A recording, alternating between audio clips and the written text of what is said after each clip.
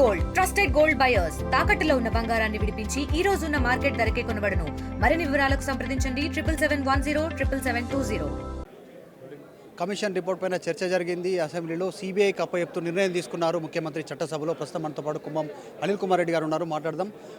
ఏం చెప్తారు సార్? సిబిఐకి అప్పచెప్పినటువంటి పరిస్థితి విమర్శ చేస్తూ ఉన్నారు బీఆర్ఎస్ నాయకులంతా కూడా.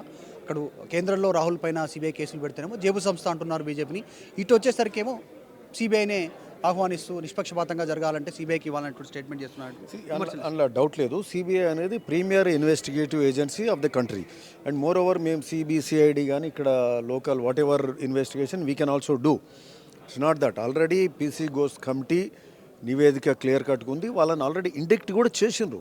ఎవరిని? కేసీఆర్ను, హరీష్ రావును, వాళ్ళ తప్పిదానాలన్నింటినీ కూడా ఏదైతే ప్రాణహిత దగ్గర 160 టీఎంసీ ఉంటే ఆడ లేవు అని చెప్తూ కిందికి తీసుకెళ్ళి చేసిండ్రు. ఉమాభారతి గారి రిపోర్ట్ క్లియర్గా ఉంది. 2015 లెటర్ 160 టీఎంసీ అట్ ప్రాణహిత ఉన్నది అని చెప్పిండ్రు.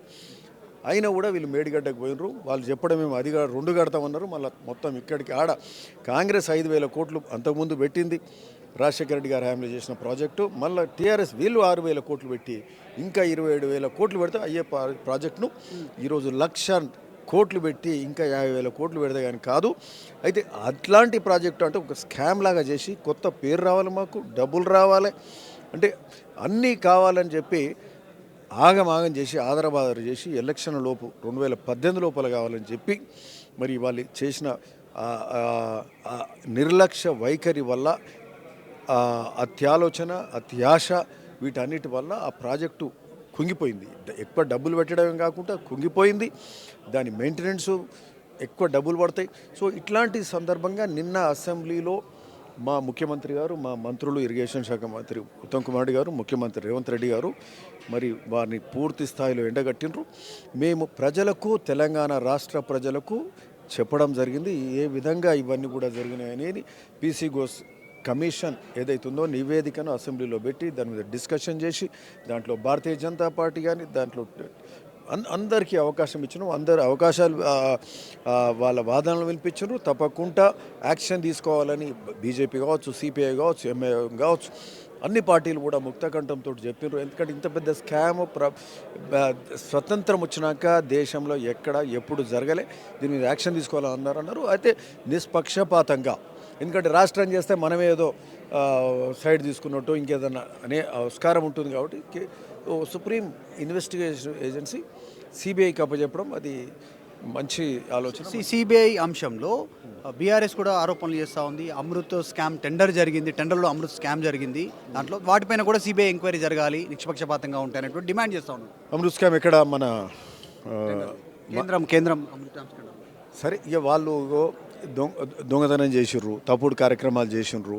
ఇట్లాంటిది ఇప్పుడు ఒక ప్రపంచంలోనే ఒక వింత అంటే ఇంత పెద్ద ప్రాజెక్ట్ కూలింది ఎక్కడ లేదు. సో అట్లాంటి కార్యక్రమాలు చేసిన వాళ్ళు బురద జల్లే కార్యక్రమం ఖచ్చితంగా చేస్తారు.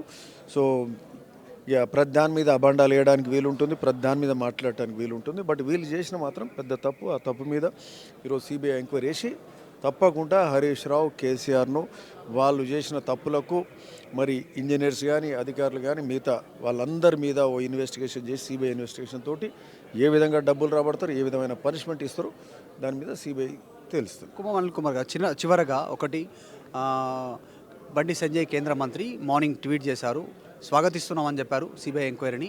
At the same time ORR టెండర్లకు సంబంధించినటువంటి విషయంలో, ఔటర్ రింగ్ రోడ్ విషయంలో ఆరోపణలు చేసింది కాంగ్రెస్, దాన్ని కూడా సిబిఐకి అప్పచెప్పాలి, తర్వాత ఫోన్ ట్యాపింగ్ దాన్ని అప్పచెప్పాలి అనేటువంటి స్టేట్మెంట్ చేస్తారు. నిజంగా చేయబోతున్నారు?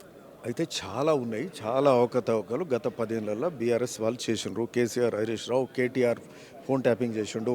అట్లనే F1 ఏది మన ఫార్ములా రేసింగ్ ఏదైతే ఉందో, అంటే అడ్డగోలు డబ్బులు విదేశాలకు తరలించే కార్యక్రమం ఆర్బీఐ పర్మిషన్ లేకుండా కూడా చేసిండ్రు. సో దాని మీద కూడా ఇవన్నిటి మీద ఉంది. సో అన్నీ ఒక్కొక్క దాని మీద, ప్రతి దాని మీద కూడా ప్రభుత్వ సొమ్ము దుర్వినియోగమైనప్పుడు వాళ్ళ మీద తప్పకుండా కార్యాచరణ ఉంటుంది.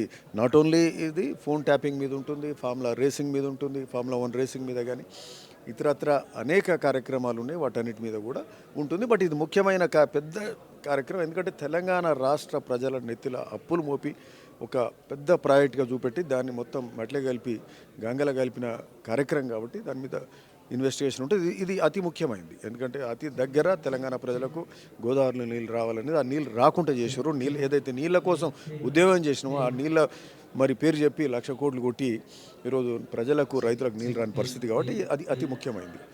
ఓకే, ఇది ఎమ్మెల్యే కుమ్మం అనిల్ కుమార్ రెడ్డి స్టేట్మెంట్ చేస్తున్నారు. కాళేశ్వరం విషయంలో సిబిఐకి ఇవ్వడం అనేటువంటి సముచితం. దాంతోపాటు స్టేట్లో జరిగినటువంటి ఇంకా అవినీతి అంశాలపైన కూడా ఫోకస్ చేస్తుంది రాష్ట్ర ప్రభుత్వం అంటున్నారు. విడజల్లి జాఫర్తో మధు మల్కేడ్కర్, హైదరాబాద్. తెలుగులో న్యూస్ కి ఫాస్టెస్ట్ యాప్ ఇప్పుడు టోటలీ న్యూ అవతార్లో జస్ట్ 5 seconds లో కంప్లీట్ న్యూస్. సోషల్ మీడియాలో ట్రెండ్స్ కి one stop solution. Live TV app voice search option తో ఇప్పుడే డౌన్లోడ్ చేయండి లేదా అప్డేట్ అయిపోండి. యాప్ లింక్ డిస్క్రిప్షన్ లో ఉంది.